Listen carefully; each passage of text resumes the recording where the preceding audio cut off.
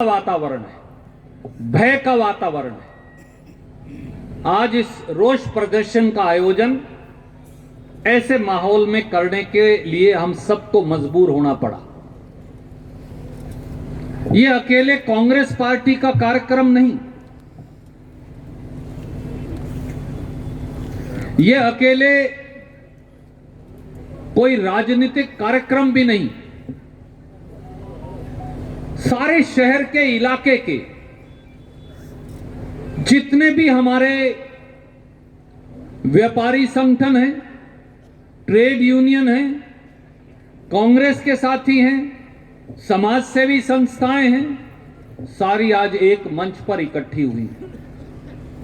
ये कहने के लिए, ये आह्वान करने के लिए, ये बताने के लिए कि इस जिले के अंदर, इस शहर के अंदर अब जिंदगी दम तोड़ रही है। अब जिंदा रहना मुश्किल हो गया। अब पानी जो है वो नाक से ऊपर चला गया।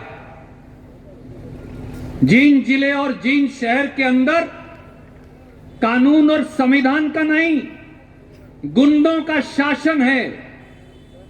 जींद शहर के अंदर कानून और संविधान का नहीं, संगठित गिरोहों का बोलबाला है। जींद शहर और जींद जिले के अंदर पुलिस का नहीं, अपराधियों का भय है। और जिससे चाहें, जब चाहें, जहां चाहें फिरौती मांगी जाती है। फिरौती अगर चुपचाप दे दे, बगैर बताए तो ठीक है, और ना दे तो जो हमारे भाई श्याम सुंदर बंसल जी के साथ हुआ, जो गोयल साहब के साथ हुआ, जो हमारे एक और व्यापारी भाई के साथ हुआ, वो होता। श्याम सुंदर शायद इस इलाके में, इस शहर में श्याम सुंदर बंसल के बारे में सब कहते थे, हमारा तो दोस्त था, भाई था, साथी था। और हर आदमी एक बात कहता था कि उससे लड़ने वाला दबंग व्यक्ति कोई नहीं। अगर शहर में किसी पर मुसीबत आ जाती, वो हमारे अनुसूचित जाति के भाई हों, वो बैकवर्ड समाज के भाई हों, वो व्यापारी भाई हों, वो अग्रवाल या पंजाबी समाज के हमारे भाई हों, वो ब्राह्मण समाज से साथी हों, वो किसी और समाज के साथी हों, श्याम सुंदर बंसल उनके साथ खड़ा हो जाता जाके और अन्याय का विरोध करता। कमल चौहान जी यहां बैठे, सामने मेरे खड़े, और हमारे साथी मंच के ऊपर बैठे, नरेंद्र खरब जी यहां बैठे। किस किस साथी का मैं नाम लूं? एक एक साथी से बात करिए। वो इस बात का गवाह है, वो इस बात का गवाह है कि श्याम सुंदर बंसल मर्द आदमी का लड़ता था, न्याय के लिए, कमजोर आदमी के लिए, जिस पर मुसीबत आती उसके लिए। और देखिए गुंडों और अपराधियों का आलम। दिन दहाड़े शाम सुबह 10 बजे के करीब आए, पीछे से गोली मारकर चले गए। हमारे भतीजे हनी गोयल को भी गोली लगी। प्रभु की कृपा है कि जान बच गई, परंतु पूरे परिवार को खत्म करने का षड्यंत्र लेकर सोची समझी बदनीयत से आए थे। और यह अकेला वाकया नहीं, यह अकेला वाकया जींद शहर में नहीं है, पूरे हरियाणा के अंदर यही आलम है। जींद शहर की भी अगर आप बात करें तो जींद शहर में मोबाइल के एक व्यापारी से 10 लाख रुपए की फिरौती मांगी या नहीं मांगी, ये शहर बता सकता। एक और हमारे व्यापारी भाई को अर्बन एस्टेट से अगवा करके ले गए, गुड़गांव तक लेकर गए, कोई पुलिस ने नहीं रोका। पहले 1 करोड़ रुपया मांगा, फिर 70 लाख रुपया मांगा, फिर 50 लाख रुपया मांगा, और आखिर में 7-8 लाख रुपए की रिकवरी हो गई, और अगला अपनी जान बचाकर वहां से भागकर आ गया, नहीं तो बच नहीं सकता। रोहतक रोड के ऊपर कोई बहुत पुरानी बात नहीं, 1.5 साल के बीच की बात, गुंडों ने इसी तरह से दुकान खाली करवानी चाहिए एक और हमारे व्यापारी भाई से। 4 बार गुंडों ने जबरन सामान बाहर फेंका, 4 बार व्यापारियों ने, दुकानदारों ने, किसान भाइयों ने दोबारा अंदर रखवाया। आखिर में उसको वो दुकान खाली करनी पड़ी। सफीदों के अंदर फिरौती मांग मांग कर सारे अस्पताल के मालिक और डॉक्टर साहिबान वहां से भगा दिए। मलिक अस्पताल सबसे बड़ा अस्पताल था, गर्ग अस्पताल सबसे बड़ा अस्पताल था। हमारी एक महिला डॉक्टर थी जो महिलाओं बच्चों का इलाज करती थी, उसको भी नहीं छोड़ा। कहां से गुंडागर्दी दें, कहां से फिरौती दें, कहां से हर रोज पैसा दें, आखिर में अगले छोड़कर चले गए।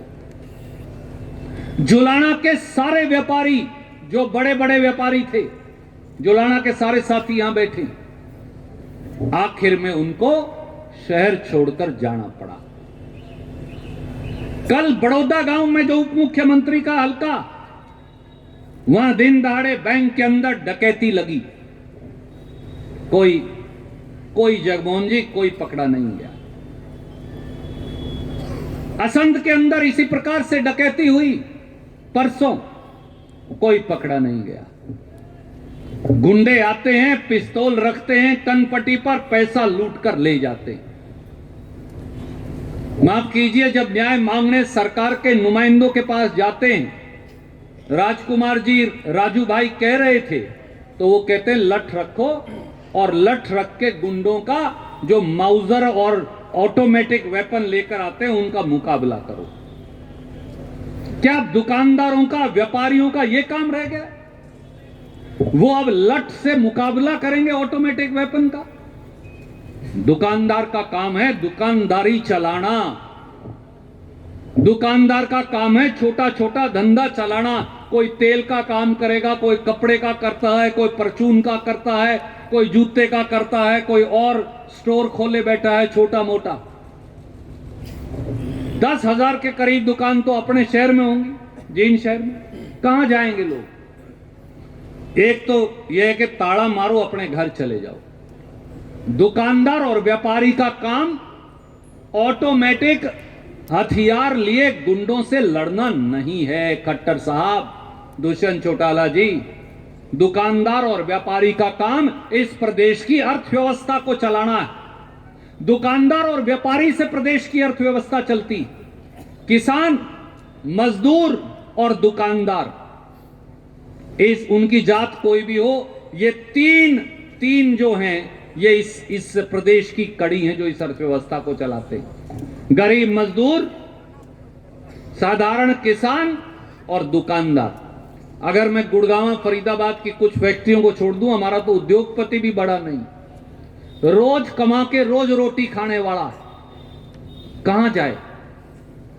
कैथल शहर के अंदर एक व्यापारी की इसी प्रकार से और उनकी धर्मपत्नी की हत्या हुई। पुंडरी के अंदर, अपने पड़ोस के अंदर 50 लाख रुपया पिछले हफ्ते लूट कर ले गए।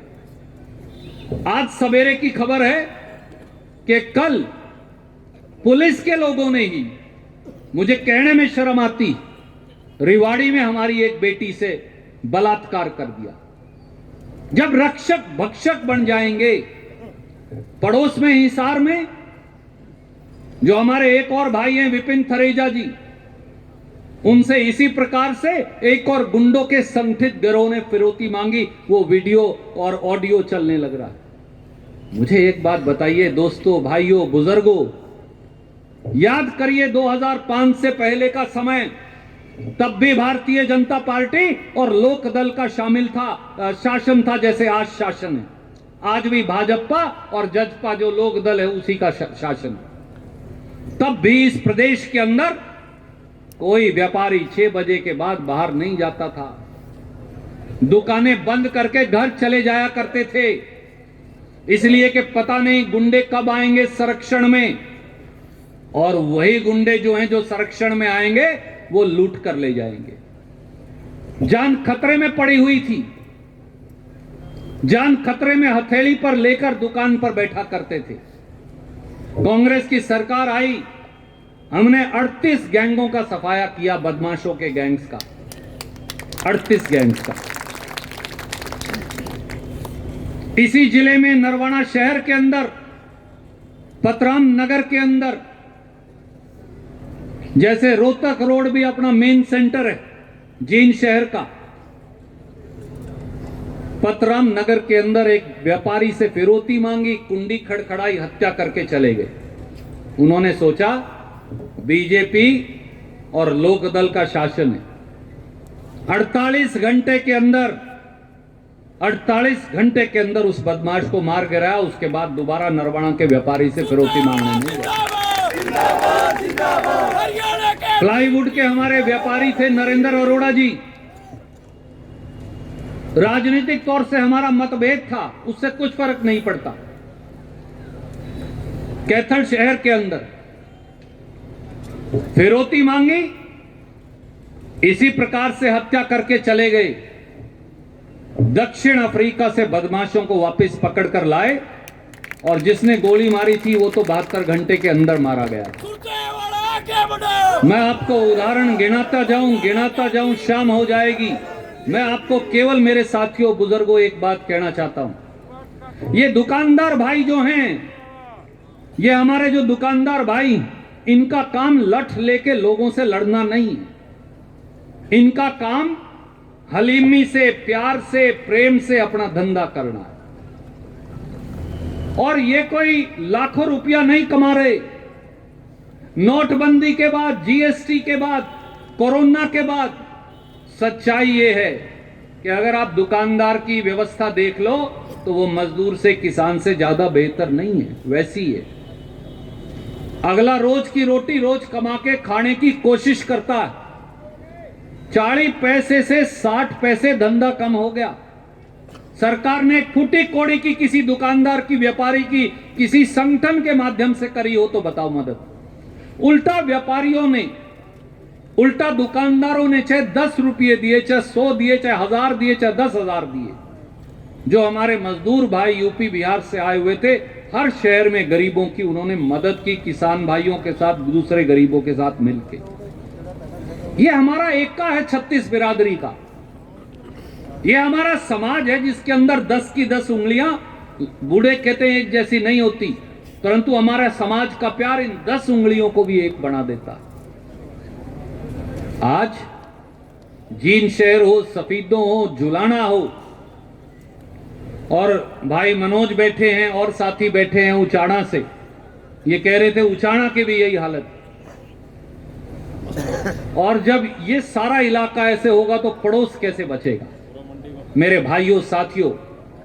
इसलिए मैंने कहा कि आज राजनीति का समय नहीं, आज हम सब इसलिए इकट्ठे हुए कि आज हिसार हो, आज सरसा हो, आज जींद हो, आज जुलाना हो, आज सफीदों हो, आज पेहवा हो, आज पुंडरी हो, कैथल हो, आज रोहतक या झज्जर हो, आज पानीपत या सोनीपत हो।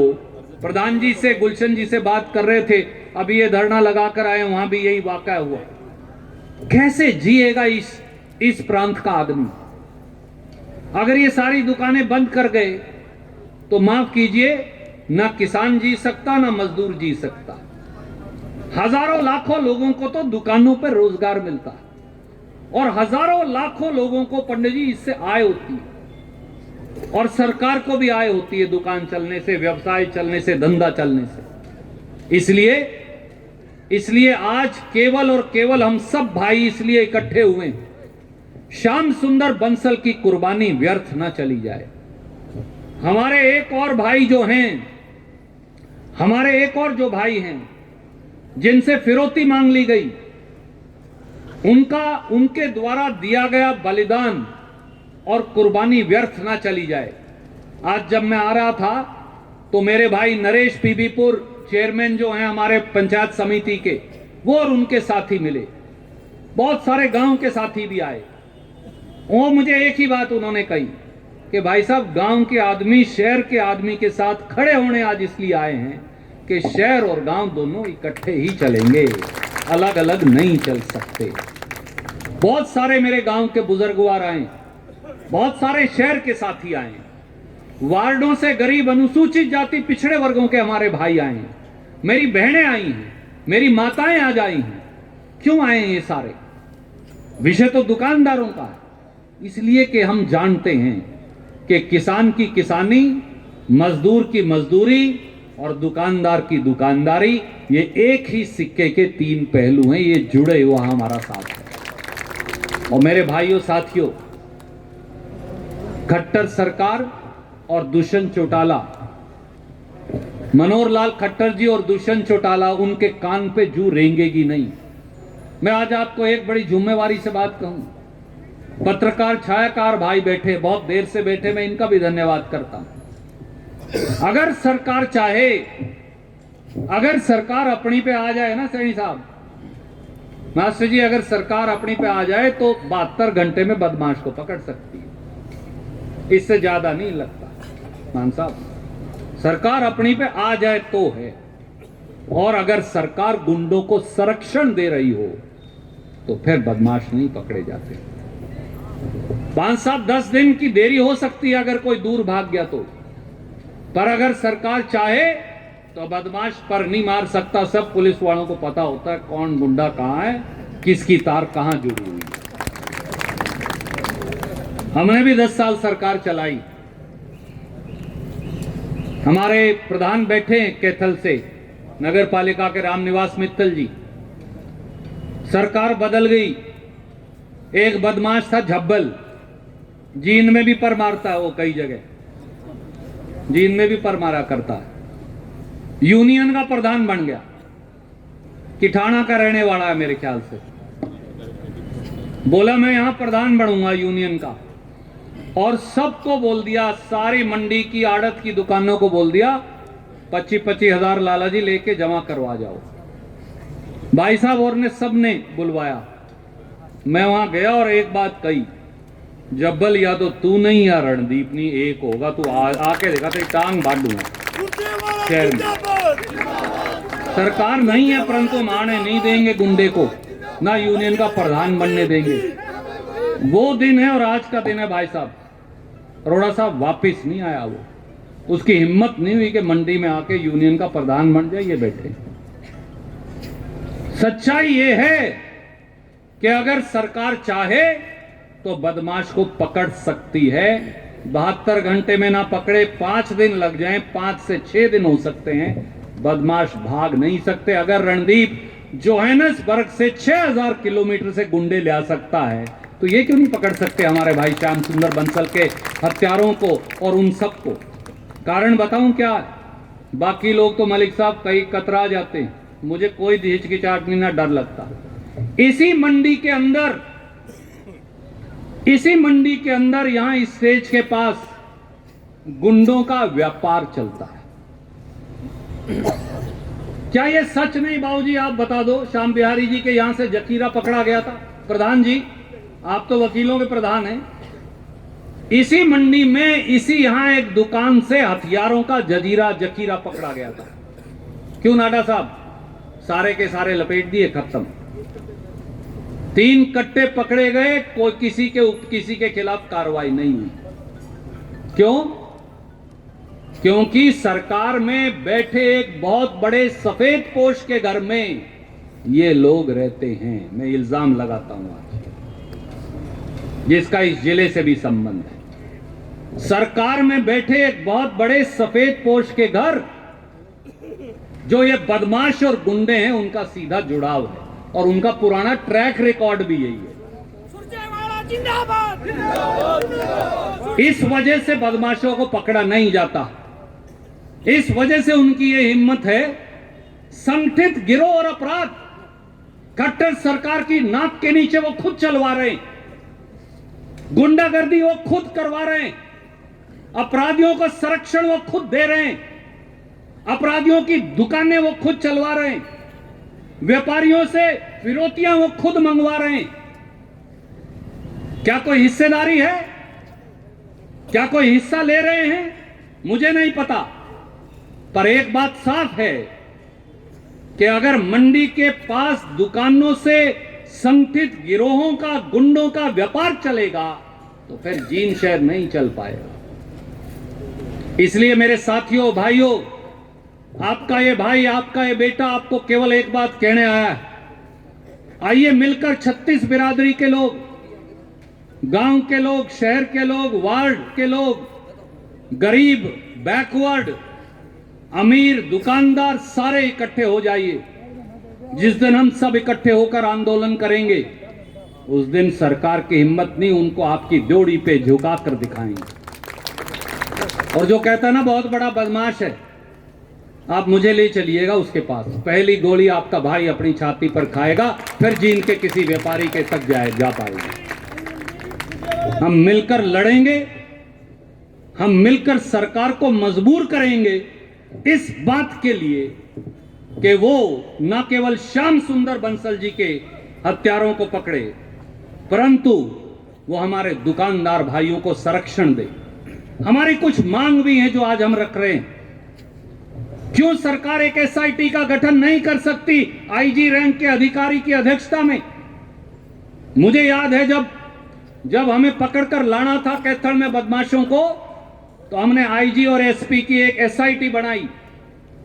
4 दिन में एनकाउंटर में पहला बदमाश मारा गया था। खट्टर साहब, अगर आपका मन साफ है, खट्टर साहब अगर आप ईमानदारी से अपराधियों को पकड़ना चाहते हैं, तो जींद जिले की इस पवित्र ऐतिहासिक धरती से आज हम मांग करते हैं, गठन करिए एक एसआईटी का, आईजी और एसपी को उसके अंदर डालिए और उन्हें आदेश दीजिए कि जिंदा या मुर्दा श्याम सुंदर बंसल के हत्यारों को पकड़ कर लाए। और जब तक ये नहीं हो जाता, वो हमारा भाई गोयल हो जिनसे फिरौती ली गई, वो श्याम सुंदर बंसल जी का परिवार हो, वो हमारा और कोई व्यापारी भाई हो, उनको पुलिस की सुरक्षा मुहैया करवाइए। क्यों नहीं करवा रहे? क्या आपने इसलिए खुले छोड़ रखे हैं कि फिर आए, फिर इनसे पैसे लेकर जाएं? और व्यापारी भाइयों के लिए एक सीक्रेट नंबर पब्लिसाइज करिए। अगर किसी से ताकि फिरौती मांगी जाए, हमने भी ये तंत्र खोला था कि आपका नाम नहीं बताएंगे, किसी को पता नहीं चलेगा। आपसे फिरौती मांगे, आप चुप से उठा के उस नंबर पे फोन कर दीजिए।